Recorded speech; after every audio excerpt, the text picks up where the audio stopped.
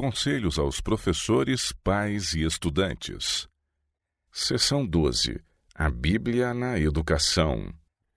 As palavras do Senhor são palavras puras, como prata refinada em forno de barro, purificada 7 vezes. Capítulo 59. A Palavra de Deus, um tesouro. A Bíblia é do mais alto valor, porque é a palavra do Deus vivo. De todos os livros do mundo, é o mais merecedor de estudo e atenção, pois é eterna sabedoria. A Bíblia é uma história que nos conta a criação do mundo e nos revela os séculos passados. Não fora ela, e seríamos deixados a conjecturar e formar fábulas quanto aos acontecimentos do remoto passado. Ela nos revela o Criador dos céus e da terra com o universo que ele trouxe à existência e derrama gloriosa luz sobre o mundo por vir. A Bíblia é um campo em que se ocultam celestes tesouros e permanecerão escondidos até que, mediante diligente escavação, sejam descobertos e trazidos à luz. A Bíblia é um cofre contendo joias de inestimável valor, as quais devem ser apresentadas de maneira que apareçam em seu verdadeiro brilho.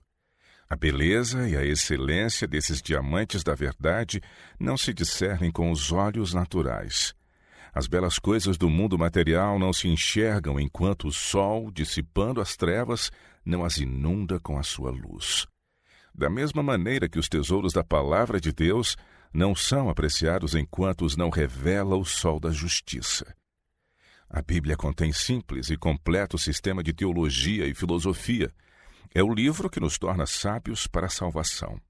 Fala-nos do amor de Deus segundo é revelado no plano redentor, comunicando o conhecimento essencial a todos os estudantes, o conhecimento de Cristo.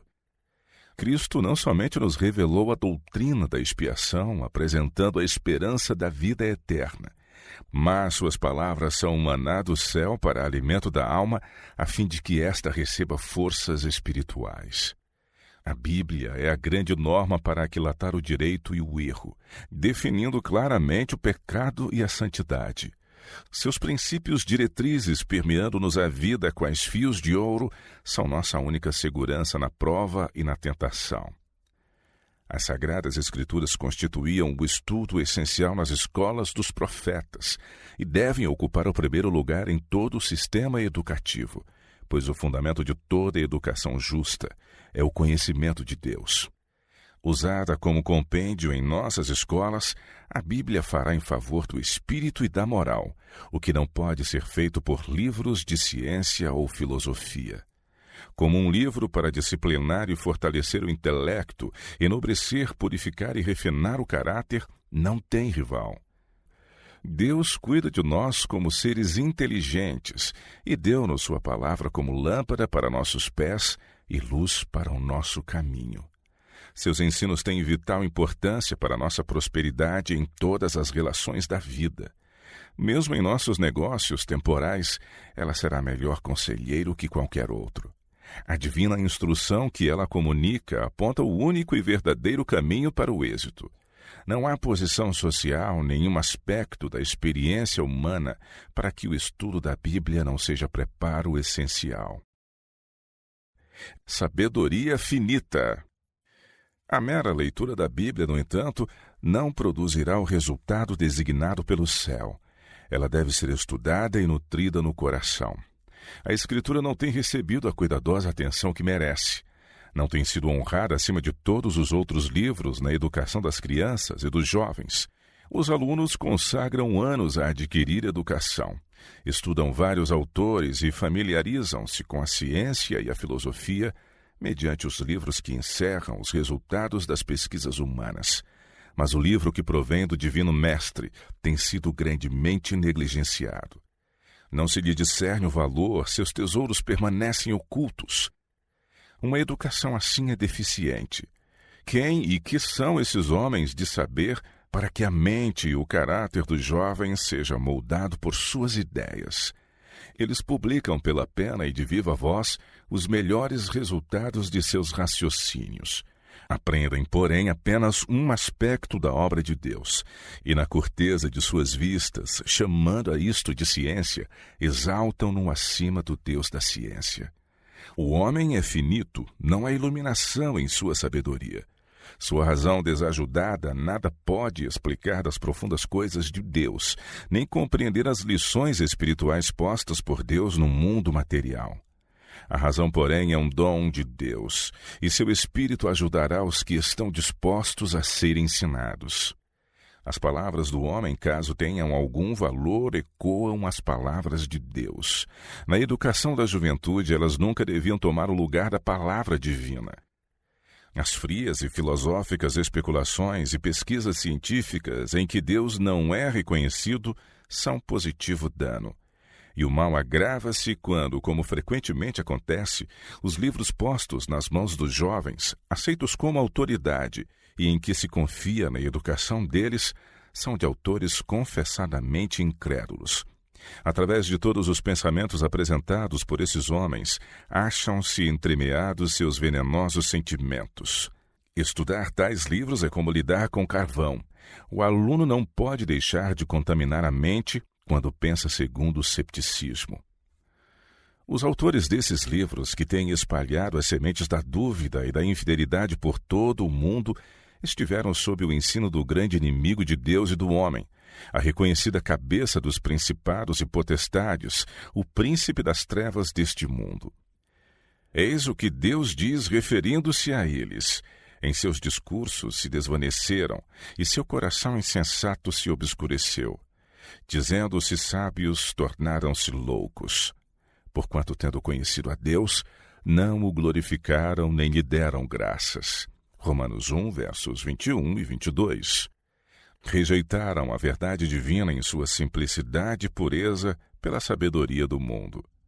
Sempre que se dá a preeminência aos livros desses autores incrédulos, ficando a palavra de Deus em lugar secundário, sairá das escolas uma espécie de alunos que não se encontram mais bem preparados para o serviço de Deus do que antes de se educarem.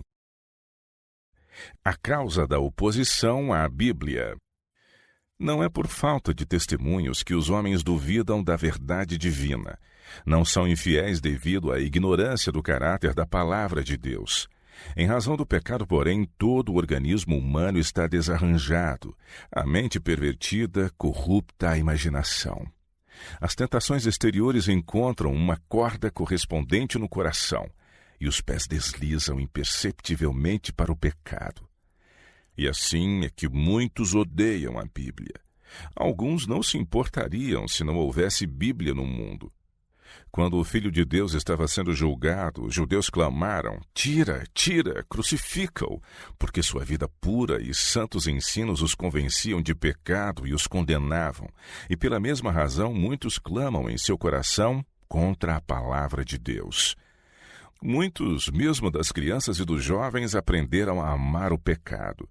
Aborrecem a reflexão, e o pensamento da palavra de Deus é um aguilhão para a sua consciência.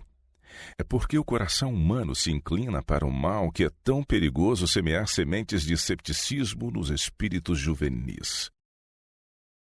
A ciência e a Bíblia. Não quereríamos desanimar a educação nem dar menos apreço à cultura e disciplina mentais. Deus quer que estudemos enquanto nos acharmos neste mundo. Deve-se aproveitar toda a ocasião de adquirir cultura.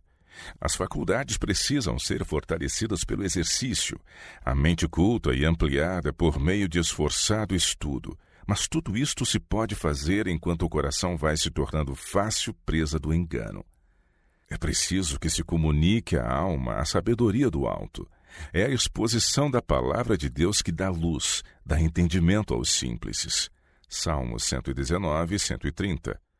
Sua palavra é dada para nossa instrução. Nada há nela que seja falho ou de molde a orientar mal.